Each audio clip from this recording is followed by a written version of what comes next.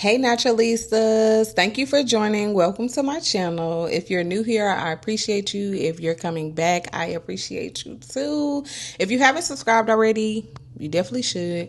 Let's hop into it. Today we'll be talking about my natural hair journey, how I embrace my curls, and self-love. I am looking at these questions from ChatGPT. If you're a content creator and you not on some type of AI something, so what inspired me to start my natural hair journey? Separation.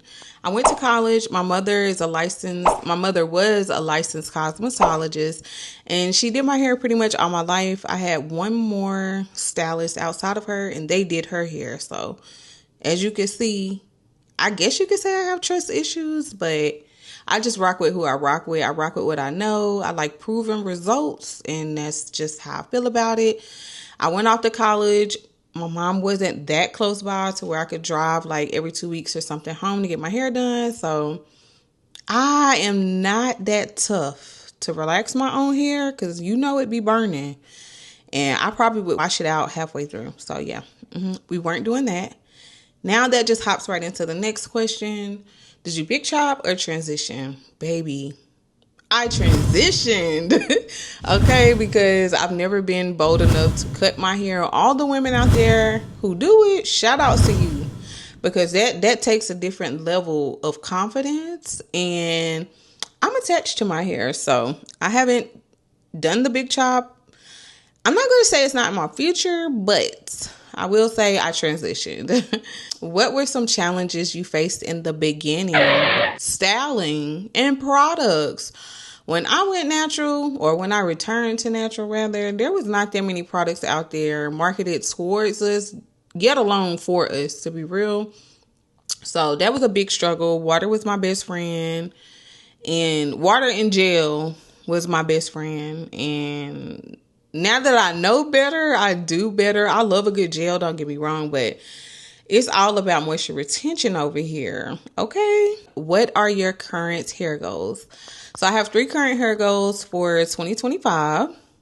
That's going to be length retention, low manipulation styles, and catering my product selection to what my hair needs at that given time. I am a naturalista, aka the styles eat down. Okay, my styles eat down. What natural hair type do you have, and how does that affect your routine? Okay, so I have low porosity hair, basically meaning it's not that easy for water or products or moisture to really penetrate my hair.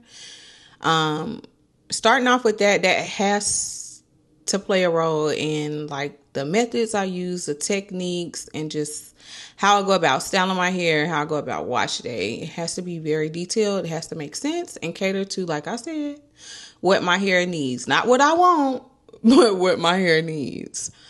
And then also I am high density, meaning I have thick hair. Okay, very thick. As you can see, get into her. She don't have a name yet, but you can get into her. So detangling is major for me. I cannot just hop in the shower and wash my hair. I can do that if I do it weekly. If I wash my hair weekly, I can just hop in the shower and wash my hair typically. And then last but not least, I am a type 4 hair girly. I'm here for the type 4 girls with the tight and kinky coils. I'm here for you, okay? Now the front of my hair, it might just have a type of its own, but we'll address that at a different time. Let's see, what's the next question? What are your go-to products and styling methods? What I can tell you is I'm not going anywhere without a leave-in conditioner. I don't care if my hair is soaking wet with leave-in conditioner, damp with leave-in conditioner, or dry with leave-in conditioner. It's very, very, very, very rare that I don't use it. There's probably about 2 or 3 mousses on the market that I will use without leave-in conditioner, but that's because they're proven, and I'm a leave-in conditioner type girly, period. Styling methods. So my styling methods can be tedious, or I know how to make it not tedious, but give me the results that I want. So I basically cater my styling methods to definition because that's what I prefer, as you can see.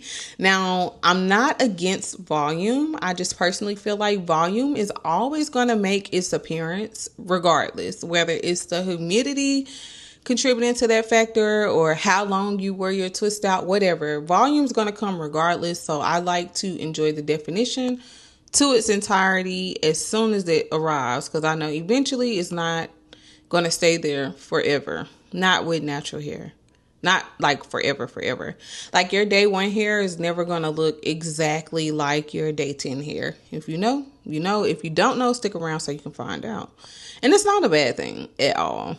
How has your confidence and self-acceptance evolved with your natural hair? I will say my confidence has remained the same, whether relaxed or natural.